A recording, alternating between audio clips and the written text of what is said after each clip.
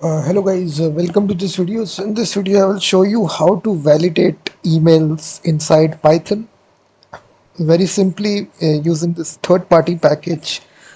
So you just need to install this package here by this command here, pip install validate underscore email underscore address. So this is actually the module here.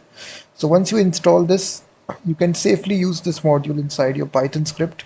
So we have two sets of emails addresses right here. You'll see this one is invalid, this one is valid here because this @ sign is after that we don't have the domain. That's why it's invalid. So if I run this script here,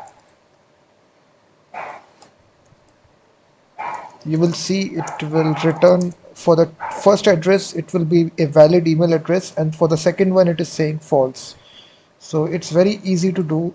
Let me show you the script here.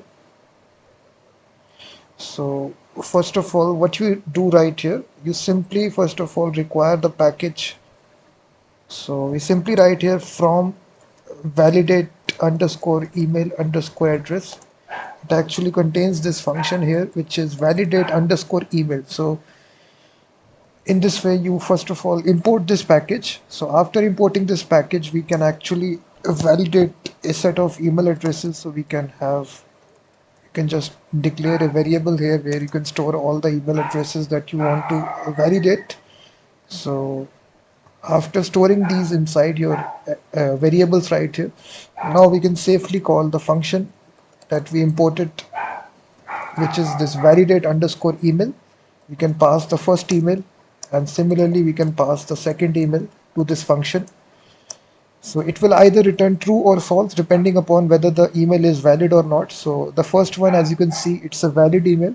The second one is not a valid email, so it will return true or false.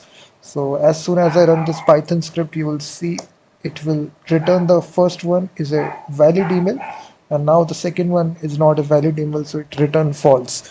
So in this easy way you can validate your email addresses easily inside Python using this third-party package. You install the package, and now to use this it's very easy. You declare the email addresses that you want to validate, and then you call this function which is validate underscore email. So it will either return true or false depending upon whether the email is valid or not. So this is actually the package. Thank you very much for watching this video, and also check out my website freemediatools.com, which contains thousands of tools.